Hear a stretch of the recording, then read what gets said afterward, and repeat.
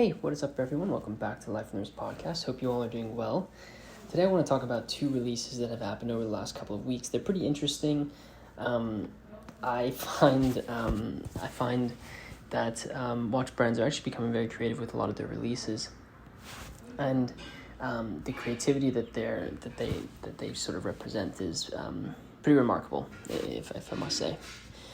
I'll start off with one of the brands that sort of has been at the forefront of most modern watch collectors, or just the watch world in general, and that is the Biver brand that Jean-Claude Biver and his son are sort of starting up and creating watches that they really enjoy making. So back at the end of March, the brand Biver had a big event to release their first watches, kind of in tandem with Watches and Wonders, and Pierre Biver and Jean-Claude Biver sort of put on this event where many individuals from the watch media and watch enthusiasts were in attendance, and they released their first watch, which is the Carillion Tourbillon Biver, which is a really beautiful tourbillon watch. I'll put a link in the show notes of this podcast so you can see it. It's a really beautiful watch that they have created to sort of start their brand. I think debuting a watch that represents a new brand is something that is difficult to do. Now, if you think about it, it's kind of like starting the life of a brand. It's really it's supposed to demonstrate what you're about when it comes to the way you approach the creativity of a brand, of the brand that you want to make. It is ultimately the symbol that describes your motivations, the watches that you want to release, their attributes, their motifs, and what one can expect from the brand going forward. And so this Carillion Tourbillon Biver is the first one. The first thing that I sort of notice about this watch is it really has a very modern look to it. It's quite large. When I saw it, it looked really thick, but that is probably because this watch has a lot of complications in it. It has a tourbillon Carillion minute repeater, micro rotor, and then so that's sort of the movements. And then they also feature multiple options for specific stone dials. Now, stone dials are very unique because two stone dials are the same, and so I think it makes each of these watches very special. But yeah, the case is quite big. From what I could tell, the case is quite big, quite modern. It has a really beautiful case shape with a large crown, really beautiful bracelet, and then the prototype piece unique that they showed has this sort of black gray dial to it. That's really beautiful. Obviously, you have a massive Carillion tourbillon at 6 o'clock that rotates really beautifully and takes up a lot of the dial. It really is a simplistic dial, and I think that really speaks to the fact that I think the Biver watch collection is really focusing on the complications and what they've been able to produce for this watch. You obviously have that minute repeater, and if you've heard videos of this, I've seen a couple of them on Instagram. The sound is really phenomenal, and it's something that I remember very clearly about Jean-Claude Biver. In his talking watches, he always focused on the sound that specific repeater watches made, and I think that has translated into a passion that his son has, or a focus that his son has with the watches that they were creating for the brand. The Carillion Tourbillon Biver is going to be available in September in titanium, rose gold, and a two-tone option. It's on the more expensive side, but the way something that he said during the release was that long after price has been forgotten, quality remains, and I think that sums up what these two incredible individuals have done when they created this watch. I think it was a very cool release from them, a nice way to do it as well, with such an extraordinary event, and basically getting all watch enthusiasts together. I think I saw in pictures of Davide Parmigiani and Edouard Mélin there, as well as I think I saw some pictures of Oral Bucks there, and I'm pretty sure I saw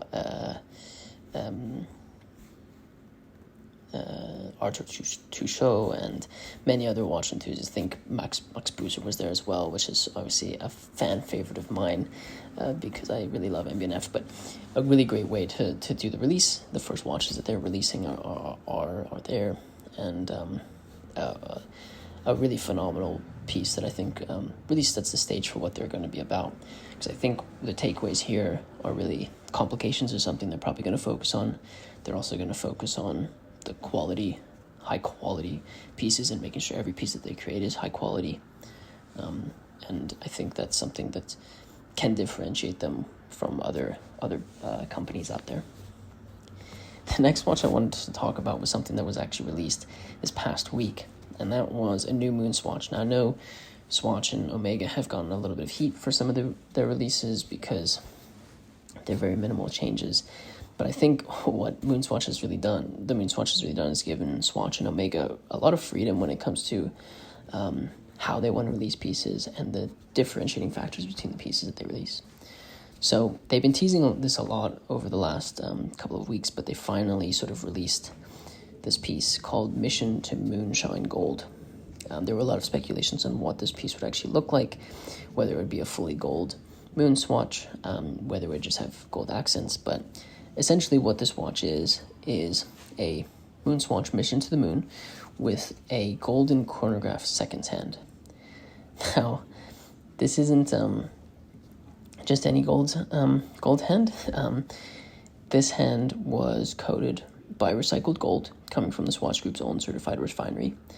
What's really unique about it as well, though, is that each golden second hand was produced under the full moon in the month of February, and comes with a certification stating the fact upon purchase. Now, I think some people would say this is a little bit out there, this is maybe a little bit strange, but I do think that there is a level of enthusiasm that people would have for these watches and the collectability of these watches that would make this something that would really hit home with the collectors of MoonSwatches. Now, again, I think this is just a way to make collecting watches playful, to make them fun. You don't have to take yourself so seriously. It is kind of a cool thing to say, even if it is kind of tongue-in-cheek to say, this second hand was produced, was coated with gold on the full moon of February 2023. But anyway, I think it's trying to bring a little bit of fun and joy into the hobby. The pricing of the MoonSwatch is the gold adds about 25 Swiss francs, which really isn't all that bad. Now, of course, this is probably something that a lot of collectors are saying, oh, I really want to get one of these. This is a phenomenal piece that I want to add to my collection. Well, this watch was not available online to purchase, making it even more exclusive. I know the original release of the MoonSwatches was very similar, but this watch has its own twist. The Mission to Moonshine Gold was only going to be available on March 7th, so 2 days ago, from when I record this podcast, in London, Milan, Tokyo, and Zurich, at the Swatch stores.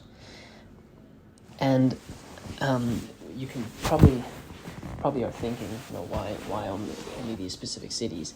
It seems a little arbitrary, but Swatch indicated that it's because of the association that these cities have with gold.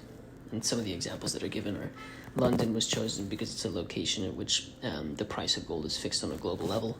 So if you're in the finance world, you know that that gold is done. The gold prices are fixed there. Paradeplatz in Switzerland is also known for its banks and gold reserves. And so these were the indicators that supported the idea that Swatch wanted it to only be released in London, Milan, Tokyo, and Zurich. they're technically not a limited edition, but because they're only going to be sold for one specific day, you can kind of think of it as being a limited edition or a limited run of these watches. A lot of people are asking if this watch is going to be released. They think it might be, but probably under a different moon, which I think, again, is a really creative way and a fun way for this for the MoonSwatches to be enjoyed. I know you're probably tired of hearing all the coverage of these pieces. I can see how that would be the case. But it is a significant part of the last couple of years of watch collecting, and so it's worth just knowing about and hearing about. I don't have any other new releases that I wanted to discuss. I did want to just mention really quickly, I am very excited about the upcoming watch auctions that are going to be taking place next week. I think there are some really great quality pieces in the auction world. Some of them have got me really excited. I encourage you to take a look at the Life on the Wrist Instagram, because we're basically posting a lot of the watches that I think are very interesting over there. There's so much variety too. I think there's some really beautiful pocket watches that are going to get their day. NT has a really beautiful set of Audemars Piguet perpetual calendars. One is just a perpetual calendar, one has a minute repeater, both in white gold with really beautiful exploded, quite large numerals on them from the 1920s. They're really, really beautiful, and I encourage you to check them out. There's also a Derek Pratt perpetual calendar minute repeater that was made for Urban Jurgensen, which I've covered Derek Pratt on the Life on the Wrist website before, but it's a very significant watch. I'll give a couple more shout outs here. There's a really beautiful 2526 with diamond hour markers, one of 24 known to be produced in platinum that's being sold at Philips.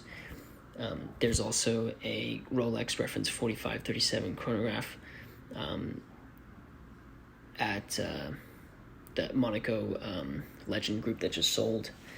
There was a really cool looking Jaeger LeCoultre Memovox Deep Sea that is coming up for auction. I think condition is a very personal thing when it comes to collecting watches, and I think this watch has a really unique condition to it. The bezel isn't perfect. The bezel isn't kind of what it looked like when it was originally produced, but what it does have is its own little bit of charm, especially from the 1960s. And so it has one of my favorite complications. It's a really beautiful example if you like a little bit of patina. So that one's a really, really beautiful piece. I'll end it on my sort of favorite watch that I think is probably the most significant and coolest watch that's coming up for auction, which is the 1943 Audemars Piguet full calendar chronograph. I've covered this a little bit on the channel, but vintage Audemars Piguet is it's a very small niche in vintage watch collecting, just because the supply of these watches that you find on the market are very limited, and so when a vintage Audemars Piguet does come up for sale, it's a big deal.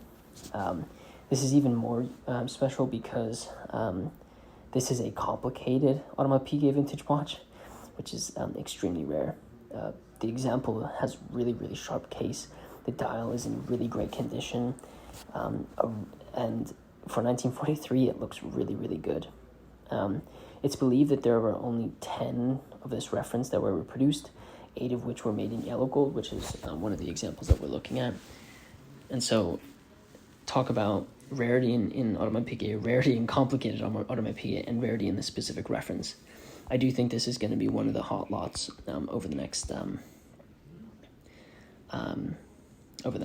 little bit of time. I want to mention 2 more pieces because I do think that they're really beautiful. There's a really nice 1940s Eberhard split-second chronograph with a black dial. It's lot number 70 at Philips, coming up next week. The movement is absolutely incredible. Black dial chronographs are really desirable too. And then the last thing I wanted to mention was a really cool Breguet diver from 1962.